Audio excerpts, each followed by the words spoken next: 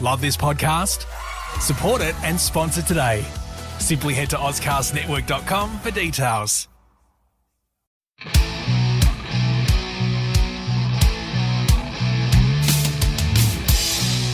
Welcome to the wide world of wrestling. My name's Simon Tackler and my co-host is Neal Walters. Neal, how's it going? What's up? Still in box. Again, still in box. It's been an interesting few weeks with wrestling. We're starting to get venue changes, and we got a big 4 pay-per-view coming up. So exciting things. Finally. Yeah, that's it. It's one of those big weekends, one of the big 4 shows, which means there is an NXT Takeover attached to this weekend as well. We've got NXT Takeover 30 on Sunday, and then we've got SummerSlam on Monday. And let's face it, for people in Victoria and Melbourne, what else are you going to do than stay indoors and watch some wrestling? What a godsend for these 2 events. Well, we've got 3 days. We've got the new, you've got WWE's obviously moving to a new venue with Amway. So we've got that on Friday night with SmackDown, or Saturday in Australia. Sunday, you've got Takeover, and then Monday is SummerSlam. It's like, I can tune out for 3 days and just enjoy watching some wrestling, because at the moment it's pretty much just been AEW in my books. In the ratings, absolutely killing it. All their shows have been great, so it's going to be good to see everyone. Like, you look at some of the NXT matches are awesome, and SummerSlam, it's good to see WWE coming back with some pretty hefty kind of moves.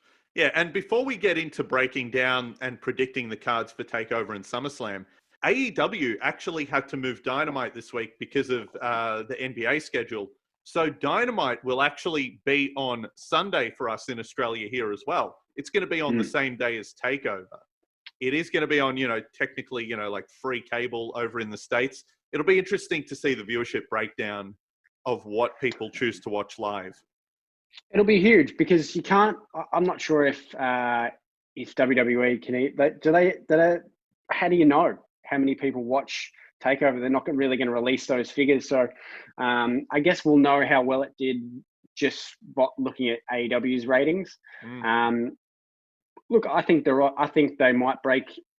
They might break 1 million on a Saturday. Like, if word gets around enough and they put out a decent enough card, there's a real possibility they could break 1 million on a Saturday, which would be huge for them. I think what's working against them is that this was sadly a pre-tape show, and the spoilers have leaked, which does them no favors, because if you know it's a pre-recorded show and you know what happens, you might as well watch TakeOver and just check out AEW. I don't want to spoil it, but I know that there's a big debut on Dynamite, and it's not a good one. So, oh no, it's kind of disappointing. Yeah. I want to talk about it, but I guess we might have to wait because it really sucks. But anyway, we'll talk about it next week. Yeah, how much it sucked. Yeah, let's get to this NXT Takeover 30 card. Takeover 30. It's going to be huge. I feel like this is maybe the best card they could put together for now. It's got some interesting matches on it. You don't sound too keen. Like it's good. It's the best that they could do. I've been down on NXT for a few months. Like, this does feel like everyone has. All of the big players are in place. And I don't know, NXT takeovers always deliver. So I don't want to get too down because I'm sure it's going to be great. But just looking at it, I'm torn. There's some good stuff and there's some iffy stuff. Let's kick it off with maybe the biggest mainstream match. Adam Cole versus former NFL player and current YouTube talk show host Pat McAfee. What do you think? Oh, look, I think the build-up to this match has been incredible. Like, they've blurred the lines between, like, wrestling and reality here going, because it had the internet going, is this real? Like, when he went on Pat's podcast, I watched it and I was like, it's a work, but like, Adam Cole's done a very good job there of making this look real. He got very upset at the right time. They scripted it well enough to go, he's pushed the buttons in the perfect kind of way that would piss off a wrestler normally. I think, I don't know how well the match is going to go. Obviously, Pat McAfee's a big athletic dude, so he'd be able to hold his own. It's going to be interesting to see how long he's been training for and what he can actually do. If this is just going to be a one-off, or if he's going to, have a run at being a wrestler, which it's cool. He's a Collingwood fan, so I love the guy. But if Adam Cole loses to an unknown wrestler here, what the hell are you doing with Adam Cole?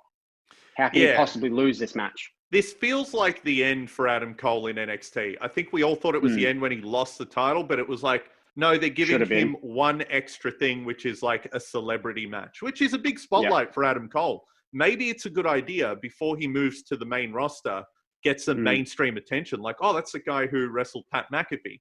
People might see that, you know, on ESPN and Fox Sports. And then when he debuts on Raw and SmackDown, they sort of know of Adam Cole. Like, oh, he's the guy who super kicked Pat McAfee, or, you know, I don't know. Pat's been training, and he put out a video last week, and it showed him doing moonsaults and kick-ups and everything else. He is super athletic, and he's got his own ring. He's been training with Rip Rogers for a while, and I'm sure they've been rehearsing this match at the Performance Center. Like, I'm sure this is going to be more polished than anyone's expecting. Oh, of course. Yeah. And look, I think there'll be some huge spots because you have to make this a pretty decent match. I think Adam Cole's gets the W, but you know, seeing Pat do moonsaults, and he was a punter, so you know, punting Adam Cole in the head or something, that I'm all about it. If this is the way they write Adam Cole off from NXT, it should have been when he lost the title, because that's what they do with everyone, but obviously not. It's probably not the right time. I know we've said this nearly every single podcast, but you've got to wait for crowds with Adam Cole, because that's Adam Cole's entrance is just, it sucks now compared to what it was. So, you know, when he does hit Raw or SmackDown or whatever, that's going to be the mover. Yeah, and I mean, for now, though, they've at least positioned Adam Cole as sort of the fan favorite in this match. Pat McAfee has turned into, like, you know, the heel, and he's sort of being a real douchebag and trolling Cole. So it sort of ends Cole's run in NXT as a face, or at least as a really big deal, someone that, you know, you should cheer because he stands up for wrestling. So it's going to be interesting to see what happens next with Cole. I really think this should be the end for him on NXT. I hope so. Yeah. Up next, we have, for the NXT Women's Championship, Io Shirai versus Dakota Kai. This should be a great match. Great match, but it's very obvious that Shirai's not dropping the title this soon. But it's mouth-watering, this match. These two are probably the best two female wrestlers kicking around at the moment with NXT, maybe except for our Australian girl, who probably shouldn't have lost the title in the first place, but that's a whole other podcast.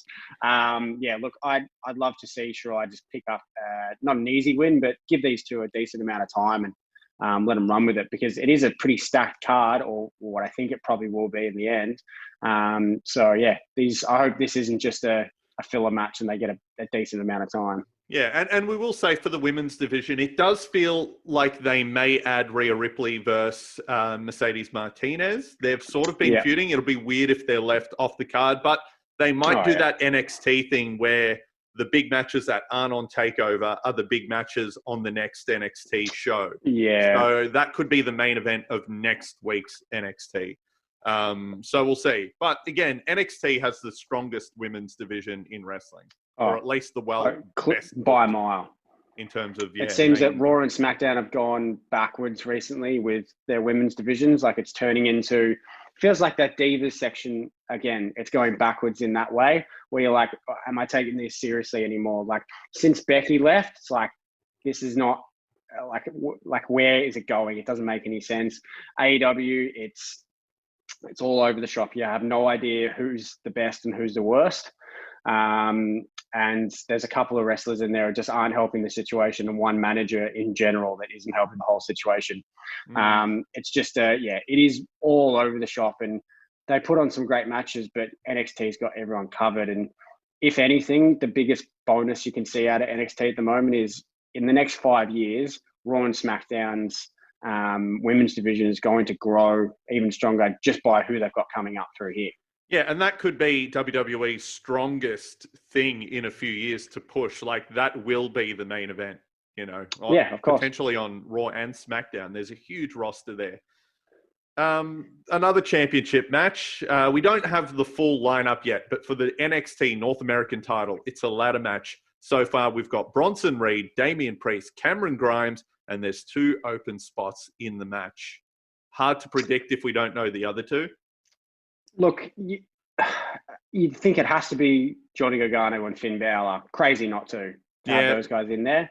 Velveteen But Dream returned. He didn't get in the match, but he might still be added. I don't think he I'd should take, be, but yeah, well, it's an interesting topic. But Balor's the one you want to see in a ladder match, and so is Johnny Gargano. I want to see Balor in this, and I want to see Balor win this because since he's gone back to NXT, it's been okay, but it hasn't done anything for his career, I don't think. I think he could have stayed in at Raw and been in exactly the same position as he's in. at the And very now that least, we've gotten good matches, though. Like his matches with Gargano, Matt Riddle, like he's had some really good matches. Oh yeah, look, that's not taking away from what he's been doing in the matches he's had, but it's, bugger all titles or no titles since he's been back, and not, I'm not as invested with his character as I was when he was on Raw. So, or in his first run as NXT, which was the best run, obviously. So yeah, I'd love to see him pick up the title and take that heel character up another step. Or Johnny wrestling he deserves a title too. He deserves his title for a while again now. So either of those guys, I think, could obviously be in and then pick up the W. Yeah. I mean, as it stands right now, I'd say Damian Priest could win it. I wouldn't mind it. I think he's been one of the standouts of NXT in the past few months. Like, it hasn't been... Yeah. It's been sort of an iffy few months for NXT, but I think Damian Priest keeps impressing. He puts on good matches. He's sort of a complete character. The gimmick. He can talk. He's got a good look. Like, he feels like a main event guy. And Triple H and Shawn Michaels, they reward people for hard work. And Damian Priest has been exactly that. He's been working hard. He's been there every week. So, maybe it is time for a new NXT North American champion rather than someone that's held it before. Yeah. I mean, the other option is Bronson Reed, of course, the big man from Australia who's been killing it and like sort of building a cult following. It's fun to see the international crowds really take to him as well. There is something likable about him. He's very charismatic. I feel like he was sort of a heel at the start of debuting in NXT, but right away they were like, nah, people just like him. So he'll be an interesting choice too. I don't think he takes it here, but I think him and Priest could be a good feud for it. It's ladder matches are always the career-defining matches in a lot of ways. A lot of careers are built on ladder matches a lot of the time, especially these kind of, like, you look at who's on this roster and what they could do in this match. Ladder matches have been difficult since there's been no crowds. We've been saying this since the start. Is like, it's hard to pull off a really good ladder match when you don't have a reaction. They're seeming to have more and more people in these NXT every single time. They're just kind of pushing the boundaries, I think, with how many people they're allowed to have in there. So hopefully they pack as many as they're allowed to, and you get some decent reactions, because that's what you need for a ladder match. Yeah, and I think they learnt from having no crowd at WrestleMania to then adding some wrestlers just for atmosphere. It'll really help this match especially. And of course, Dexter Lumis had to pull out of this match because he hurt his ankle flipping to the outside of the ring, which just bad luck to him. Because Dexter was probably the one that I saw maybe them taking this match to. Yeah, felt like it. He was getting a big push there. So yeah, and maybe that's why Priest gets it, because then you could have those two go at it further down the line. But it's any one of them, I think, except for Grimes, could probably take this match. As long as it's Gargano and Balor, there's no way they give the title to Dream or Holland. So it's going to be probably the match of the night for sure. Yeah, it's going to be good. And then moving on to the main event, Keith Lee versus Karrion Kross. And I think similar to the ladder match, you look at who's in the match so far, like Priest, Bronson Reed, Cameron Grimes, and then these two guys in the main event. NXT is sort of moving to a big man division after sort of being the land of sort of the smaller wrestlers and the high flyers. We've now got these hybrid athletes who are high flyers in a sense, but they're like a lot bigger. And these two guys sum it up to Karrion Kross and Keith Lee. I think this is going to be good. I hope this is as Oh, good it'll as be I great. imagine it'll be. It'll be amazing, but again, it's one of those things that there's no way that Cross wins it because Keith Lee's held this title for under 2 months. So how are you going to take it off him now? I'd love to see them take it off him and put it on Cross because no one would expect that. It'll be a huge, it'll be a huge change, and you're like, oh, holy shit, this is great. But Keith Lee, I think Keith Lee in a very long,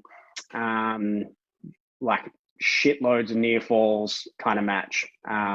You think Cross is going to win this thing 6 or 7 times, and then Keith Lee will pick it up in the end.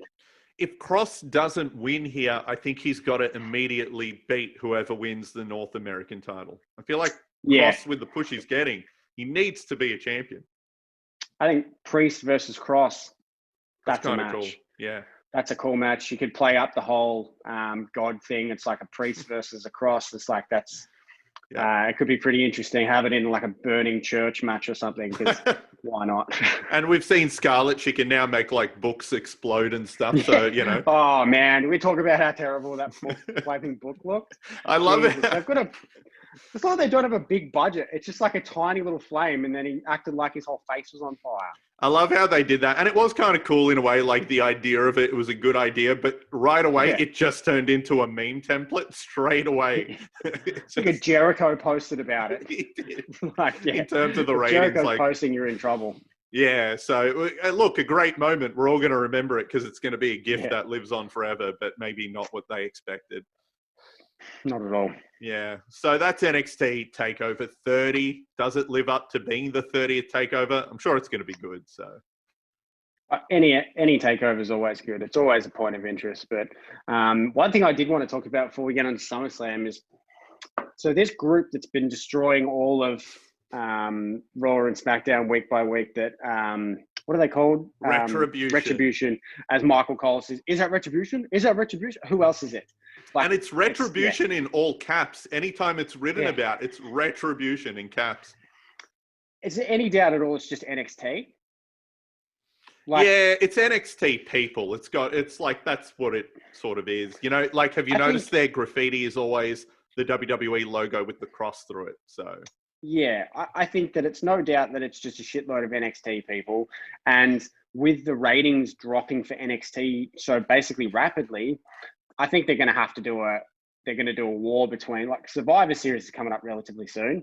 Yeah, it's sort of snuck up on us. Wow. November. So you've got Survivor Series coming up, which means you've got NXT versus Raw versus SmackDown.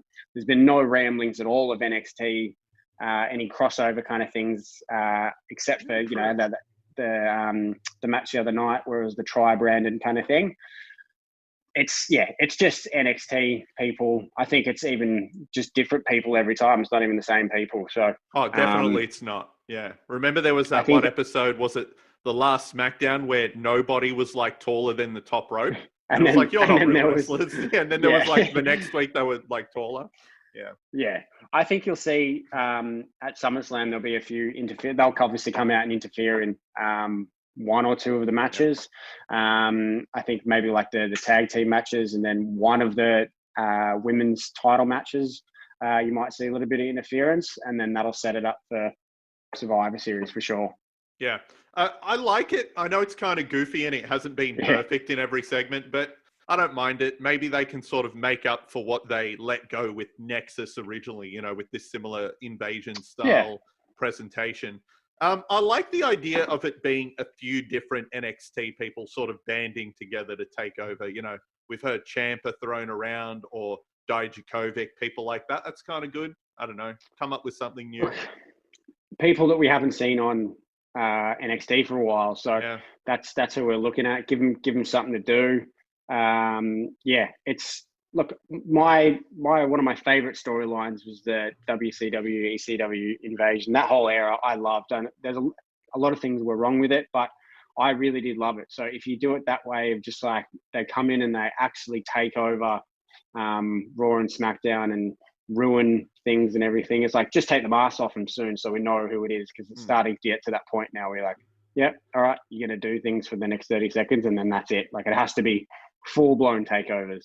I think SummerSlam we're going to see it, and I think the odd positioning of Payback being exactly 1 week after SummerSlam Yeah. leads a lot of people to believe that there may be a few matches at SummerSlam that only exist to set up what's going to happen at Payback with Retribution, because Payback means Retribution. So, like, Yeah. a bit of a spoiler, but that's fine. Like when WWE had the Invasion pay-per-view, I remember getting the poster for it in the Foxtel magazine, and it had, like, Vince McMahon and Shane McMahon's face. And it sort of spoiled what was going to happen at the pay-per-view, but that's fine. Yeah. So it is what it is. We'll get to SummerSlam now. It's kind of a packed card, and what's exciting, it's not going to be in the Performance Center. It's going to be at the Amway Center, a full-blown arena with an extra added touch of WWE Thunderdome, which is going to be this new presentation with video walls and pyro. And from what I've read, it's going to be built inside the stadium. So it won't be just the stadium that you're looking at. This is going to be in there, and then the ring's going to be inside the dome. It sounds crazy. Could be cool. It sounds huge. And I've heard someone posted on Twitter and wrote an article about it, that it's going to be bigger than a WrestleMania set. Like, there's more, they're putting more into this than a WrestleMania set. And it's like, well, if you're going to, I think they've got this stadium until October. Nice. If you're going to do this, it has to look different, because the Performance Center thing is getting really old. And you watch it and you're like, this is the same thing every single week. So with all these video screens and everything, they can literally make a new style, a new set. And, you have all the blue for SmackDown and the red for Raw, and then a whole SummerSlam set that looks completely different every time. I love the idea. And you can put in a digital crowd, so you're going to do with crowd noises and everything. It's like, in this day and age, if the NFL's doing that, and, baseball and basketball and everything are doing that, why can't wrestling? You need fans there. So do the digital stuff. And I think we've found with what AEW is doing, now that they pre-tape some shows and some are live, I think we've been able to figure out that on the pre-taped AEW shows, they're sweetening the crowd. And it's better. Yeah. Why wouldn't you do it? Like you said, every sport's doing it now. WWE in this Thunderdome should play with the sound too, not just have the virtual crowd, but pump it up. We want to hear cheers and boos and everything else, and make it feel like SummerSlam. I think it's going to be cool. At the very least, it's going to be, like a curiosity thing. So I'm looking forward to SmackDown, and then, of course, SummerSlam. And we've got some big matches for this. I hope it's a good card. So far, we've got 8 announced matches. We'll kick it off with one of the most interesting. I am pumped for this one. Sonya Deville and Mandy Rose in a hair versus hair match. This feud has been going for a while. Perfect blow-off for it, I think. Oh, absolutely. We haven't seen a hair versus hair match for a while. And to me, it screams that Sonya Deville's going to lose all her hair, because Mandy Rose is a professional model on the side too. And can't see her getting her head shaved and still going out and doing modeling. And Sonya Deville's character too, is you could play that up, the whole bald thing. That'd be kind of interesting. Yeah. At the same time, though, Sonya Deville a few months ago announced that she had signed with a Hollywood agency to get representation for acting. So does she need her hair, or does she need her hair cut for a role? And this is a perfect way to get into that. Yeah, maybe I'm reaching, but few options, you said. You could be right. And it's hair versus, it's not a shaven head either. I think it'll be a bit of a difference. Like, you could cut someone's hair a bit like what Sonya did to Mandy, and that could be it. I don't think it'll be a Kurt Angle bald thing, bald head. We've seen the cop out before. I was rewatching SummerSlam 98 not too long ago, and they did hair versus hair, Jeff Jarrett versus X-Pac.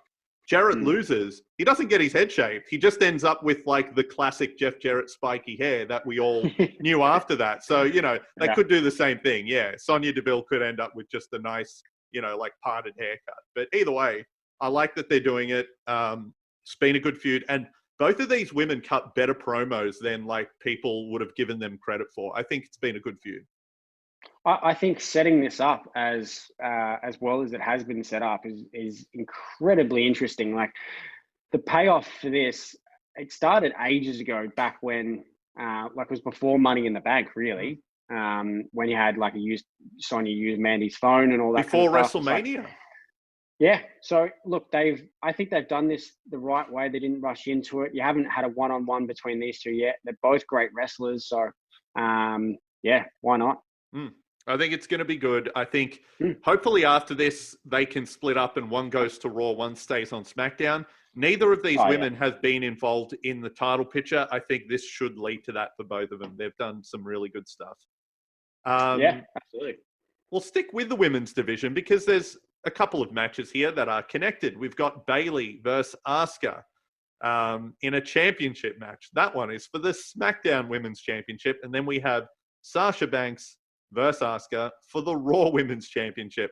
Kind of an interesting idea. I don't mind the one person competing in multiple matches. What do you think? I'd love to see Asuka 2 belts.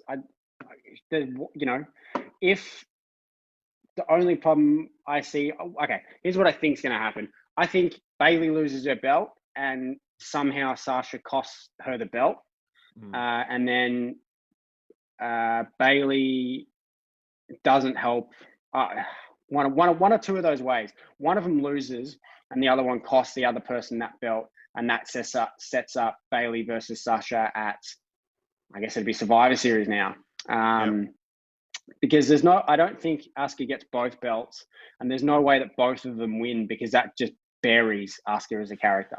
And then it gets confusing though, because they've already announced ahead of time that next week at Payback, Bayley and Sasha are defending the tag titles. Yeah. Did they end up losing all of their belts in the span of a week? Look, that's what I would do because I think it's time for a change. But yeah, look, I think Bayley needs to lose her belt because that's kind of getting old. Sasha just got it. So I think it's the perfect way if you have Bayley lose and Sasha win, and then they lose the tag titles because one of them screws up again. That's when it sets up the feud properly. But having no gold makes no sense. And then having all of it still, you're like, well, how long are we going to do this for? Asuka takes away one of them. I'm guessing SmackDown. Okay. I'm going to try and connect all the dots here. I was just thinking about this. So, Mandy and Sonya have their match. Someone will lose that match, thereby losing their hair, which is going to be an embarrassment for that character. Like, oh my God, they've lost their hair. Bayley and Sasha are both wrestling Asuka. Asuka beats both of them, but on SmackDown, she says, I want to give the other women opportunities, so I'm going to relinquish the SmackDown title because Sonya and Mandy are both on SmackDown. So Asuka gives up the SmackDown title. Then Stephanie McMahon says, we're going to have a women's tournament for the SmackDown title. And who makes it to the finals of that? Mandy and Sonya. And they wrestle. And whoever lost their hair wins the championship, because it gives them a loss of their hair, but then they win the title. So then it ends up even in that feud. And then Asuka has the Raw. Then just Asuka has the Raw title. And then Sasha and Bayley lose their tag titles, then leading to their breakup. And then everyone goes their separate ways. Here's the other thing. I don't think WWE has put all those pieces together, but if they did, it'd be How about this? Asuka wins both of them. The second one's a Sasha Banks. So she got both titles. She's knackered. She's laying on the floor. Mandy comes out with her man, right? Jiggling all over the place. Gives Mandy the Money in the Bank case. And then she cashes in on Asuka for one of the belts. Oh, what a total twist and turn. So Mandy Rose, it turns out, has been using Otis. Oh my God. Mandy loses her hair. And in a moment of I'm crazy, she forces Otis Mandy. to do. Yeah, here's the case. She's manipulated that way. That's kind of cool. At the moment, Otis, he's not cashing in on Braun or Braun, or the Fiend, or Randy Orton. He's not cashing on any of those people. It would be the stupidest thing to do that.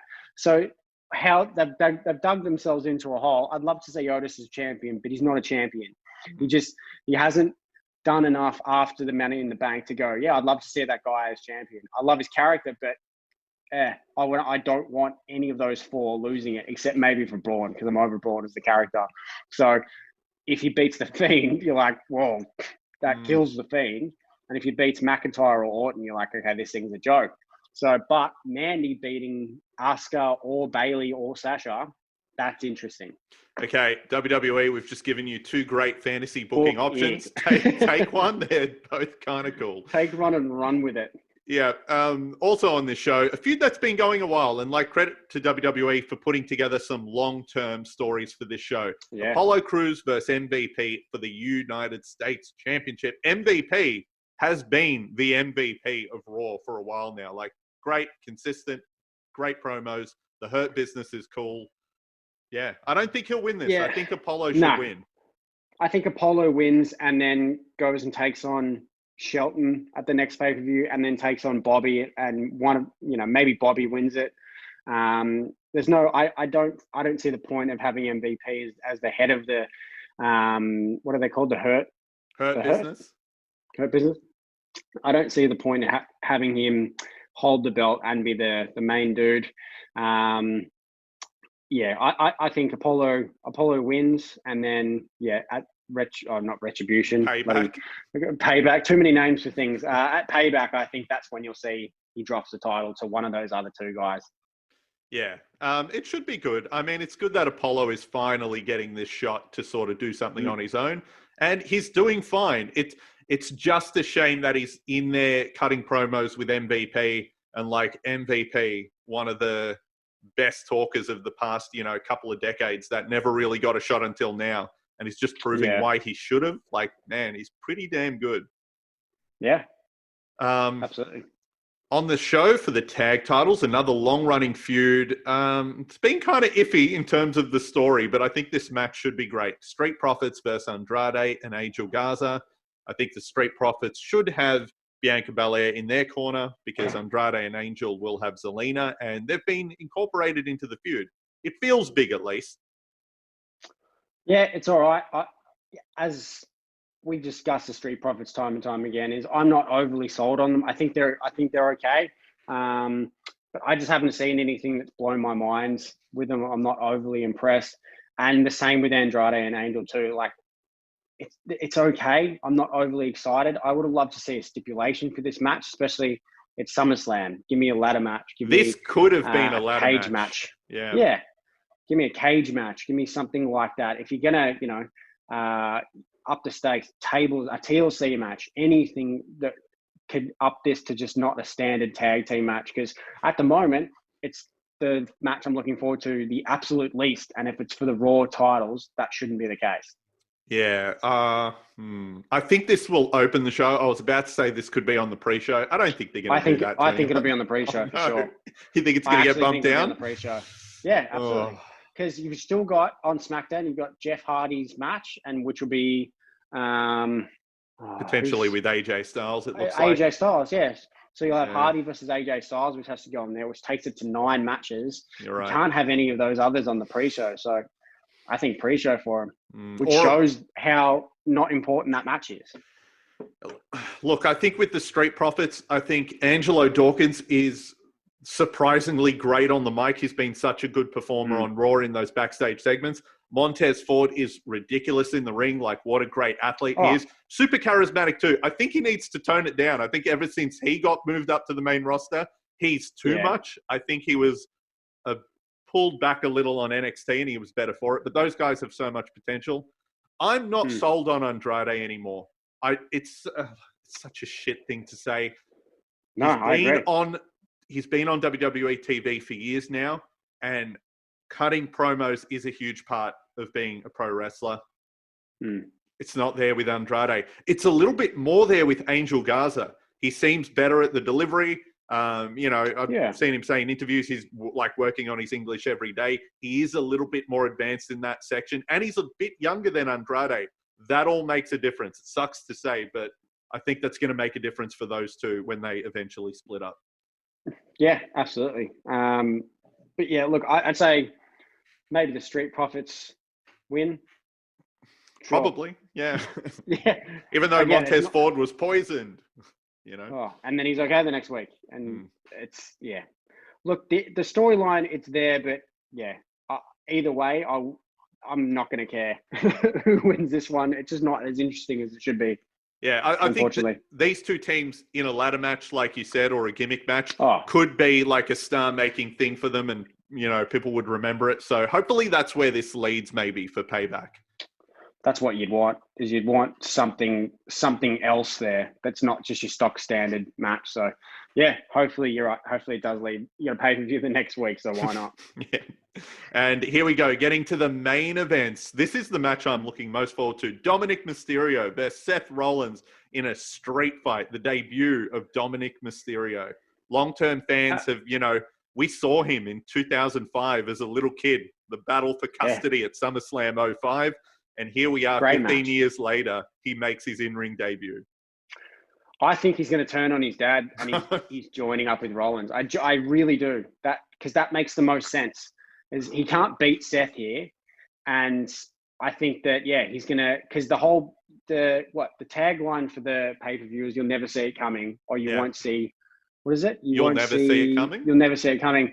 So I genuinely think that Dominic is going to join up with Seth, because imagine him in a suit, like all dressed up, and that's the three of them too. Yeah, and then the kendo stick was like Dominic. The kendo stick was an initiation, into their cult.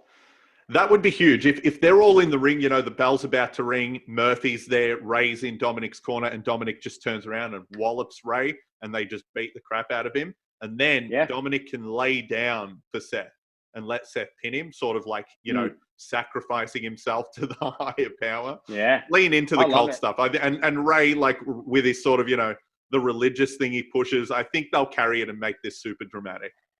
Look, and then you can have a Dominic versus Ray at WrestleMania, Royal Rumble, WrestleMania, that kind of thing.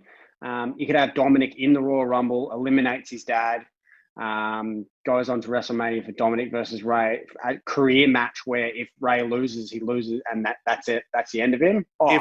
If Ray loses to his son at WrestleMania and has to unmask for his retirement, that's what they should be going for. See? What a way to end it. That's mouth-watering shit.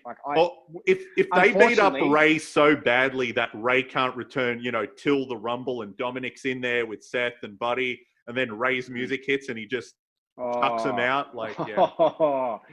sign me up for that. Yeah, classic storytelling. And we might not get that exactly, but I feel like this feud is going to at least go down that path somewhere. Like, we're going to see really heavy stuff, with the family and the crying. They're doing good stuff. I like it. Can't just do Dominic beating Seth. Doesn't make any sense. Seth losing it'd be a huge step back. So I think the only way out of this is, Dominic turning on his dad, which, cool. Look, if it ends up being a straight match, I think it's going to be better than anyone would expect, though.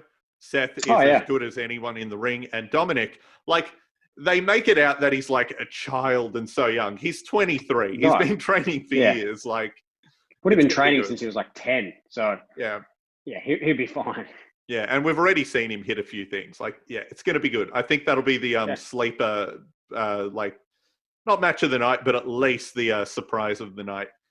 And then we get to the two title matches. Braun Strowman versus The Fiend. We don't really know what type of match this is going to be, and it almost feels like we don't know who is the fan favorite and who's the heel anymore.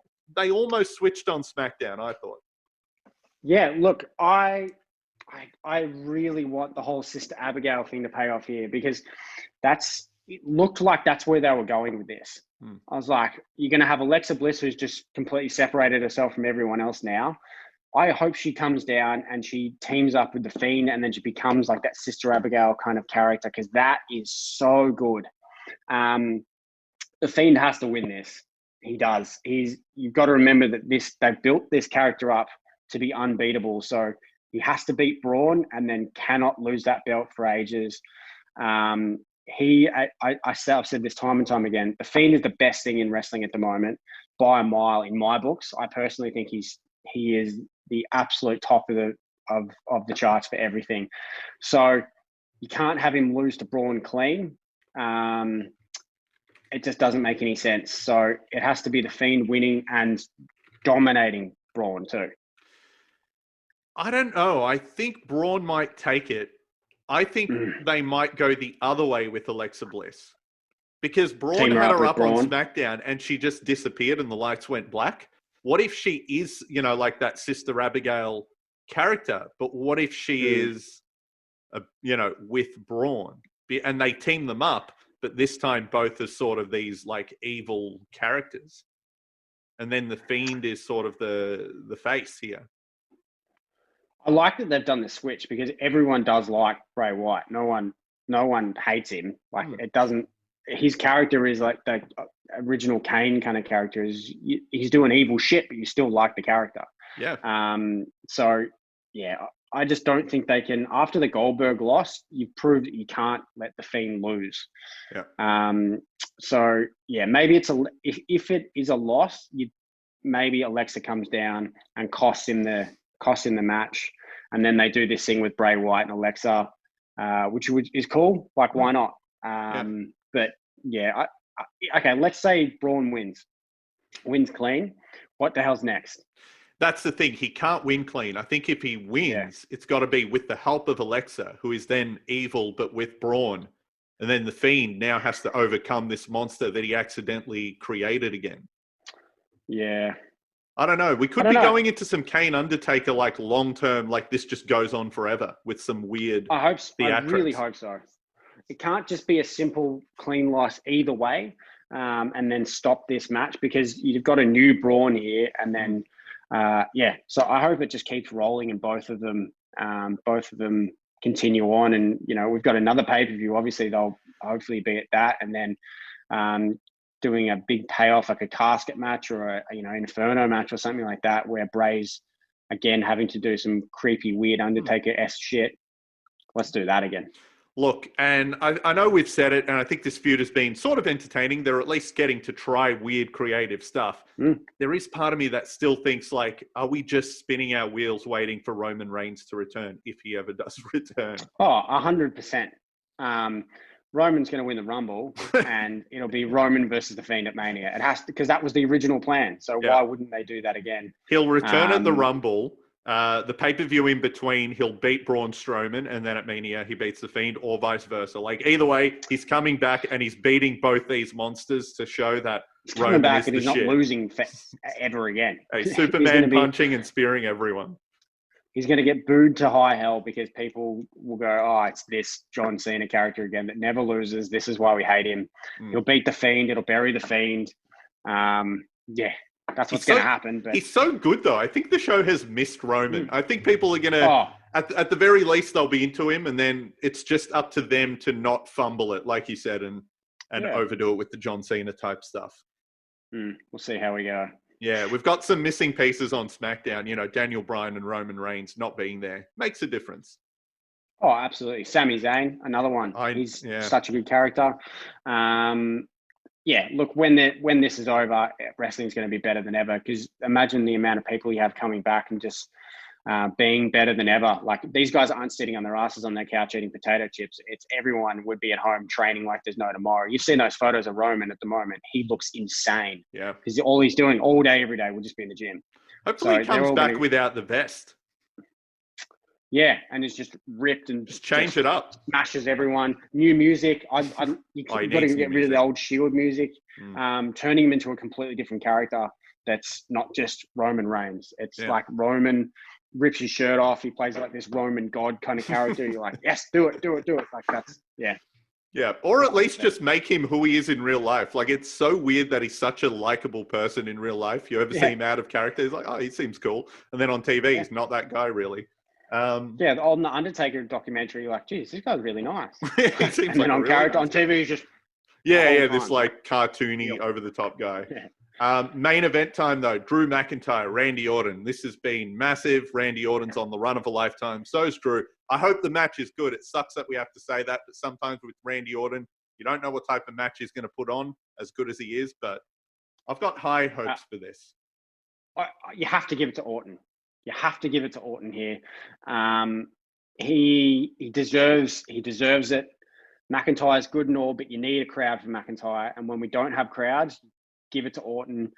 Yeah, have this unbelievable heel run for a while, and then when there's crowds again, give it back to Drew. Drew takes it at WrestleMania. Yeah, or wins the Rumble again. Yeah. He didn't win it this time. Wins the Rumble. No, he did win the Rumble. Yeah, sorry. Brain melt. Give it double back-to-back Rumble wins for Drew. and then I've just said Roman's going to win it, but give it to Drew, and then takes it off of Orton at Mania. Like, imagine that, or Drew versus Roman at Mania. Somehow, Roman comes back at the Rumble, wins the title off Orton, and then you get Drew versus Roman, and Roman wins. Drew beats Drewman. That's Vince Drew McMahon's beats Roman at dream. Mania. Yeah. Oh, Drewman, that's good shit. But yeah, imagine Drew beating Roman at Mania. Oh, yeah. Again, book that shit. Like, that's what you need. Yeah, those guys sort of had a missed opportunity when they wrestled at Mania last year, because I think it would work better with Drew as a face and Roman as a heel, or both of them as faces. Yeah. It just felt off, but those guys have good chemistry. This is going to be good, and I think with the tagline, you'll never see it coming. We're going to get a few twists and a few turns in this pay-per-view. Everyone's expecting it here. I love the idea of the lights went out, so Randy didn't actually kick Ric Flair, and Ric Flair is going to turn on Drew here. I think that's where they're going, and I think if that was the plan and they're worried that it was spoiled, they shouldn't change course. That is the best storytelling option. Yeah. I'd love for us to be completely wrong about everything, and it does go in a way where you're like, because there's been too many pay-per-views recently where you're like, oh, I could have predicted that whole thing, or I don't really care about which way it went. I want to see everything in this. You walk away at the end. The most important match in the night to me is Braun versus The Fiend. Like, that needs to be really good, and it needs to have a really good ending. Nothing obvious. At this stage, if Braun wins, it just has to be like, at the end of it, I just go, holy shit, that was good. Yeah. That's all that matters for any of these matches. Yeah, which isn't a bad thing. I don't think, like, if the match is only, quote unquote average or not 5 stars, that's fine. If the ending is entertaining or leaves it open for something better down the line, that makes up for whatever type of match. So hopefully they're going to live up to the tagline of "You'll never see it coming." That's what we want. We want to be surprised, and we're going to get the Thunderdome. So at the very least, this is going to be unlike any SummerSlam we've seen. Yeah, absolutely. So there you go, NXT TakeOver 30 and SummerSlam 2020. It's going to be a fun weekend of wrestling. At the very least, it's going to be, like I said, unlike any pay-per-view we've seen. Hopefully we're not disappointed, and hopefully we won't leave you waiting 3 weeks to do another show. We'll be back next week with a review of these shows, and we'll see if either of them lives up to our crazy fantasy booking as usual. Hopefully. Yeah. And until then, subscribe to the podcast. You can find us on Spotify, Apple Podcasts, wherever you find podcasts. And of course, if you want to watch the video version, you can find it on Facebook. Just follow The Wide World of Wrestling. Catch you next time.